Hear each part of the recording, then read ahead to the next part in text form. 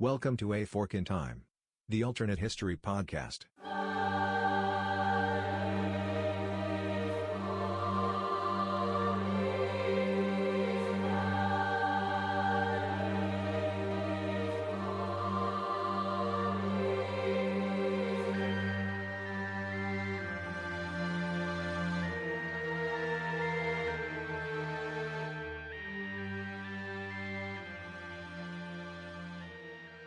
Welcome back to A Fork in Time, the alternate history podcast. I'm Don Shelley, your host. Appreciate you taking the time to join us for our episode today. Today on A Fork in Time, we're going to take an historical what-if journey that involves the sport of baseball. For those of you that know me in real life or have been listeners to the podcast, you know that baseball is one of my passions in terms of sports. Not the only sport that I follow, but one that I have a tremendous amount of passion for and one that has a rich history. On the podcast today, we're going to take a look, though, at one of the more interesting things that we could consider in the history of baseball, and that's what might have happened if the 1919 Black Sox Scandal had not come to light. For those of you who are not fans of baseball, certainly for our international listeners who may not be familiar with the sport, Major League Baseball has been played in the United States for somewhere now on the order of about 150 years. One of the major events in the history of the game, aside from the actual game itself, though, is the 1919 World Series. That being the championship that is played between the two different leagues represented in baseball in the United States. That's the National League and the American League. And in the 1919 World Series, the American League representative was the Chicago White Sox, a team which had had a very solid season that year, had found themselves in the series, facing the team from the National League, which was the Cincinnati Reds. The Reds were an older franchise, but in 1919, that particular year, the White Sox were heavily favored to win the World Series. And so when they lost the World Series to the Cincinnati Reds, a best-of-9 series, it was something of a surprise. It certainly was something that was not anticipated, and the underdog had overcome to defeat the favorite. However, it was discovered and came to light shortly after the series that the reason, or one of the reasons, why the Reds have been able to beat the White Sox was that at least possibly 8 players on the White Sox had been paid by gamblers to intentionally lose the series. And so as a result of that, the Reds were able to be victorious, and the White Sox for 1919, who had been the team that had been favored to win, became known as the Black Sox because of being involved in a scandal where they had intentionally thrown the championship series.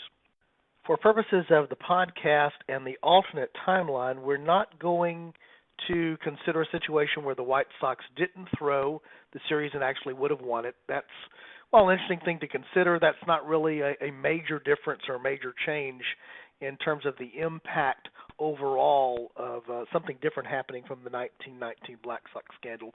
Also not going to assume that they lost but did not take the money. In other words, that there was no scandal to begin with. The approach that I'm going to take today in terms of looking at an alternate timeline is there was, in fact, cheating. They did, in fact, lose the series as a result of the influence of gamblers, but that did not immediately come to light. So in the alternate timeline I'd like to consider today, there still is a 1919 World Series where the Cincinnati Reds defeat the Chicago White Sox, the quote-unquote famed Black Sox.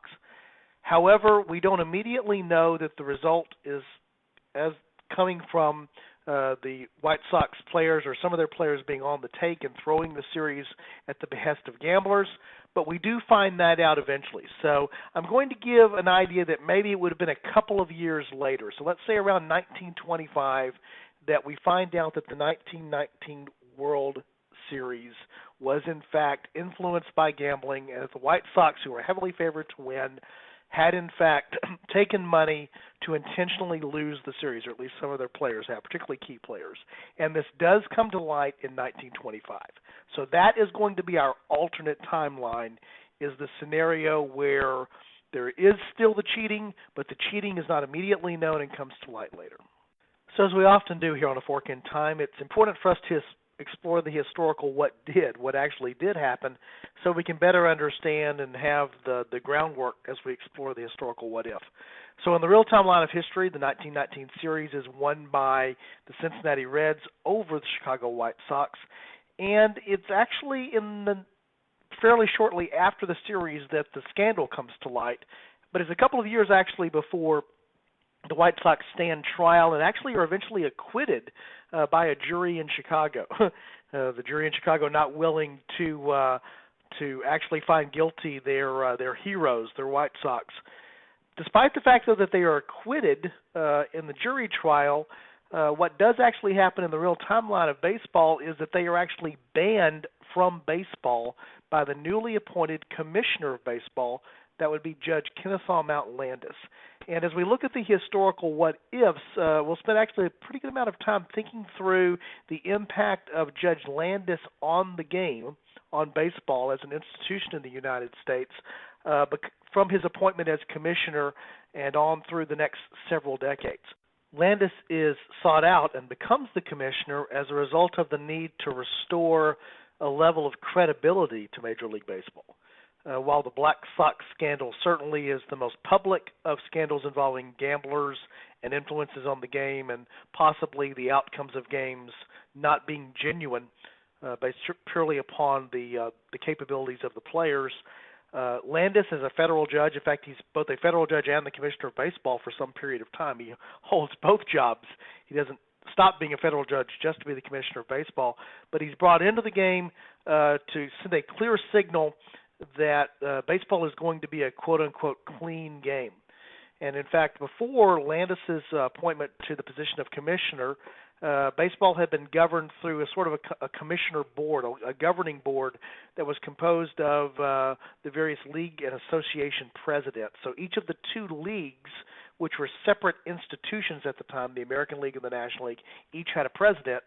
But the owners of the leagues, while they did have some responsibility towards the league and towards the league president, were very much still empowered and were sort of still very much the influencing power in the game. In fact, if you go back and look, and I'll include some links in the podcast notes, in the show notes, to some various historical sources, you'll often see that one of the reasons potentially for the players for the White Sox being so willing to participate in something other than just the pure financial gain was that they felt that they were not appreciated and were underpaid by the owner of the White Sox. That would be Charles Comiskey. And so again, Landis's appointment as commissioner alters the structure of baseball's management. Now there's an independent person who's not an owner, who is not necessarily a former owner or directly beholden to the owners and the interest of the league, who comes in as an outsider. And Landis very much, when he takes the job because they are desperate to have someone come in and provide the restoration of credibility to the game, is able to dictate terms such that he is given wide latitude and strong powers to act, quote-unquote, in the best interest of the game.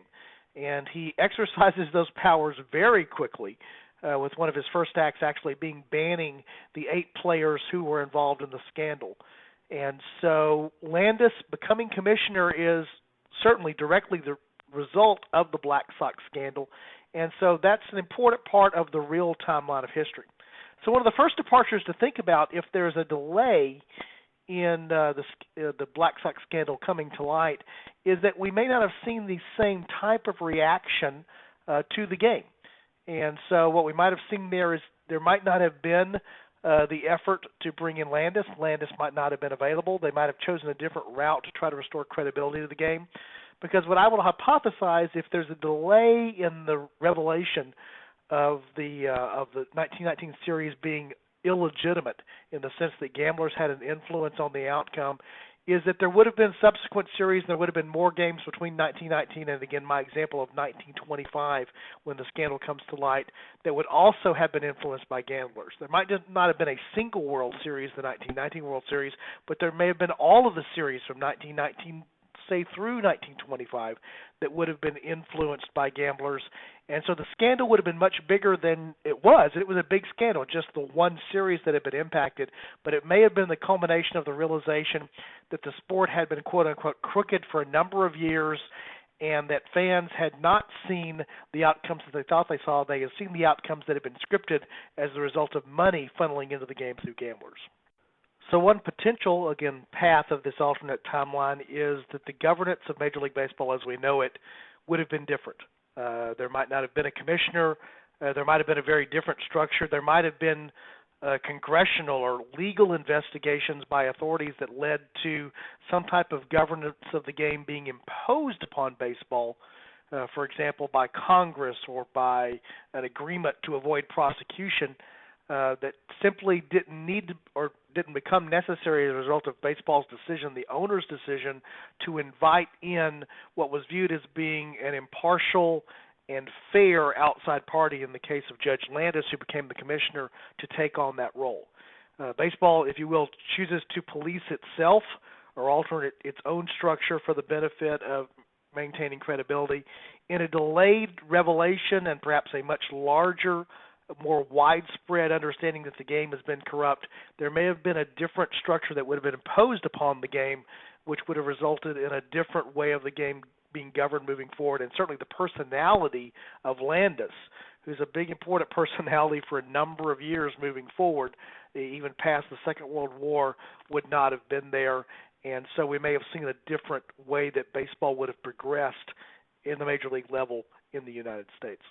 Actually, one of the interesting things to consider in a scenario where Landis is not the commissioner of baseball is there are a number of baseball historians who believe that what would eventually become the integration of the game in 1947 was delayed or set back as a result of Landis, who was a Southerner, being in the position of commissioner, and while not openly opposed to the integration of the game, behind the scenes and in other ways supporting those interests in the game, owners and others who were opposed to integration. And so one of the potential historical what-ifs that can be considered if you buy into what a number of baseball historians believe is that Landis was one of the factors that allowed a delay in the integration of the game. And so if you don't have Judge Landis in the position of commissioner, it is potentially possible that under a different scenario and potentially under a situation where the league has been a league in scandal, question about the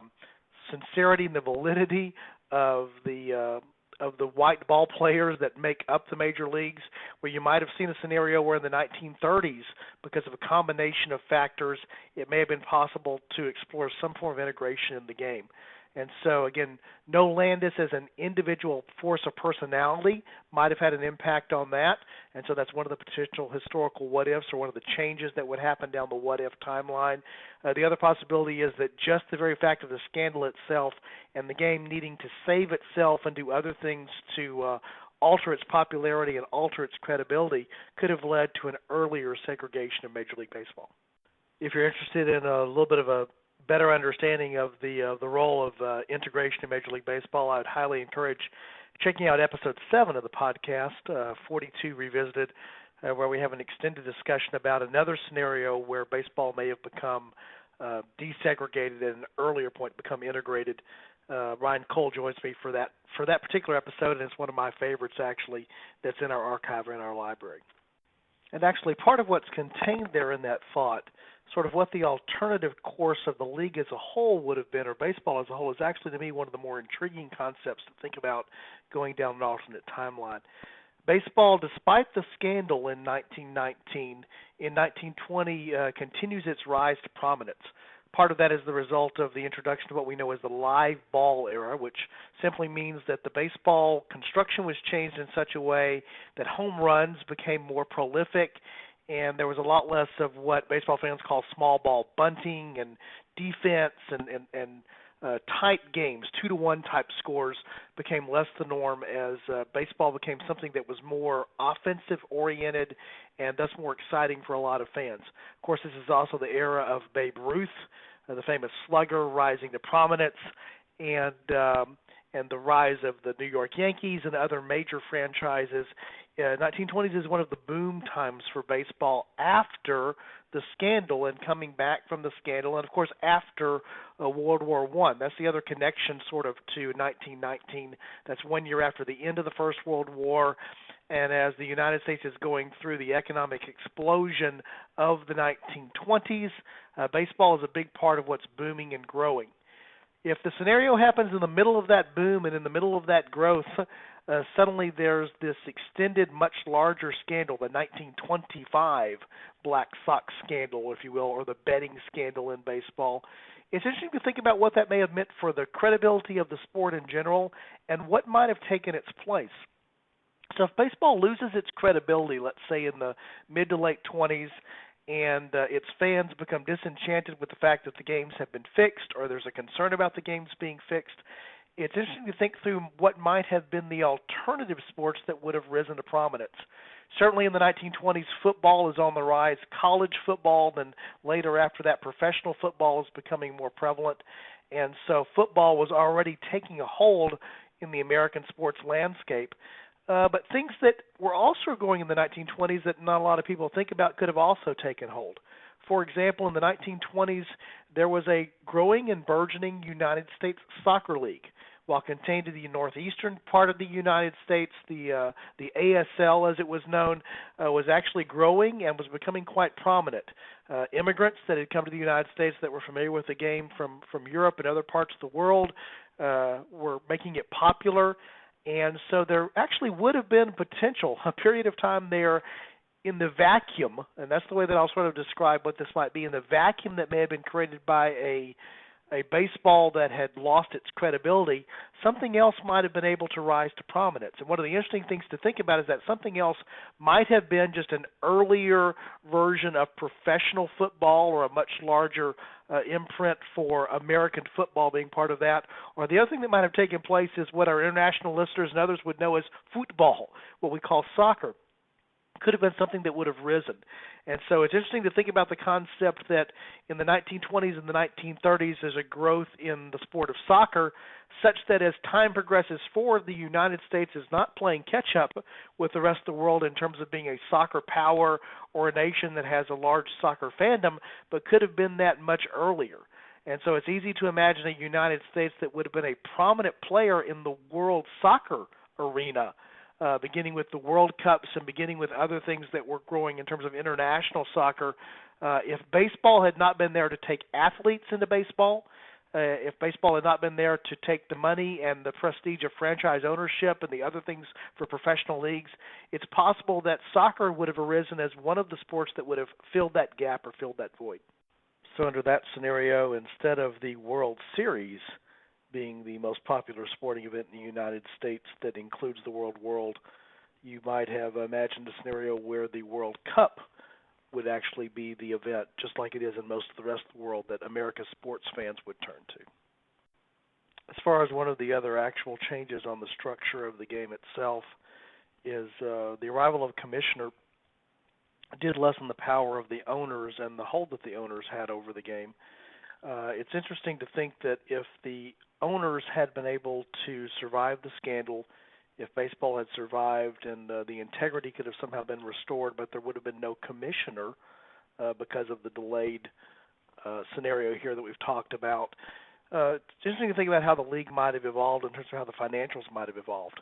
The owners were very much beholden to maintaining their position, maintaining their ability to control players, and so it's easier to imagine much more of an antagonistic scenario that would have arisen between players and ownership. Again, if you go back and read some of the books that have been written and some of what baseball historians have said about the scandal itself, a lot of it had to do with the fact that the players felt that they were underappreciated and underpaid and were at the mercy of the owners when it came to the finances. So part of it was about taking money from the gamblers for the sake of taking money, but part of it was about getting back potentially at the owners. That's one of the things that's portrayed often in terms of Comiskey, the owner of the White Sox, being one of the most cost-conscious owners, or one who wanted to take advantage most of the situation with the players. And so again, under a scenario where the whole thing evolves differently, there's not a commissioner. The commissioner, again, being one of the main things that comes as a result of the scandal and the attempt to restore credibility. If it had come together in a different way, you may have seen a much stronger role for owners retained in the game, and that could have led to labor unrest. And so one possibility might be more strikes and more labor going back and forth between ownership and labor in terms of what the fate of the game would be.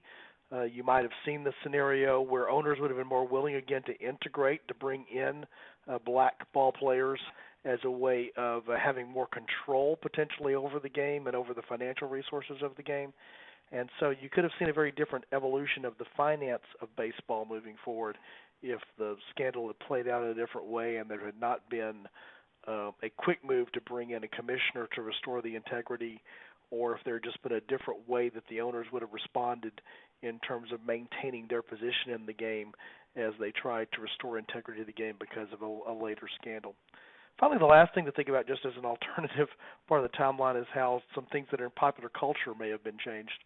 In 1989, the movie Field of Dreams features one of the White Sox, that's shoeless Joe Jackson, the one who was perhaps not as involved in the scandal if some stories are to be believed, and certainly was a Hall of Fame caliber player who was involved in the scandal, but was nonetheless banned from the game as a result of being one of the 8 White Sox who were implicated in the scandal. And so the 1989 movie has the character Shoeless Joe being the one that comes to visit the character that's played by Kevin Costner, Ray Kinsella, in his cornfield and the building of the ballpark that's there. So we have this very iconic film. If you build it, they will come, is of course the phrase I think that has slipped into popular culture there that most people will be familiar with, relates back to the idea of building the baseball field in the cornfield is going to bring Shoeless Joe Jackson and the Black Sox to be able to come back and play. And so the connection there between the actual scandal and something that finds itself into popular culture and then a popular movie and a well-known thing that even non-baseball fans have some familiarity with would not exist if the Black Sox scandal had played out in a different way. So just some of the interesting things to think about in terms of if there had been no Black Sox scandal, but a different way of the 1919 Black Sox scandal playing itself out, and how that might have had an impact not only on baseball and its evolution, but also might just have had an impact on the evolution of sports in general in the United States. And again, we might find ourselves truly as a soccer nation instead of baseball being America's pastime. So again, we thank you for joining us today on A Fork in Time, the Alternate History Podcast, as we've taken this little walk down an alternative history for baseball. And just remind you as we're closing out the show here that there's lots of ways that you can give us feedback for the podcast. All of those can be found on our website. That's at www.aforkintimepodcast.com. The opportunity is there to provide commentary, to suggestions for topics for episodes, just a lot of ways to give us information about what you find of interest, what you like and what you don't like about the podcast. We'd certainly love to hear from you. One of the things we would encourage you to do is to give us ratings and to leave us reviews on the various podcatchers that exist out there. So that could be iTunes, that could be Google Podcasts, it could be the various places, Stitcher, the other places that Spotify, the other places that you can find the podcast and where our podcast archives are hosted in addition to the website. And so we would encourage you to go and leave a rating and go and leave a review. We'd appreciate your feedback in that way. And, of course, there on our website you can also get a link to our Patreon page if you'd like to support the podcast financially, help offset, while the costs are not large, help offset some of the negligible cost of having the podcast in existence, and we would appreciate that support, whatever you might be able to provide. So once again, we say thank you for joining us here on A Fork in Time, the Alternate History Podcast, and we look forward to hopefully hearing from you and having you be a part of the next episode. Have a great day.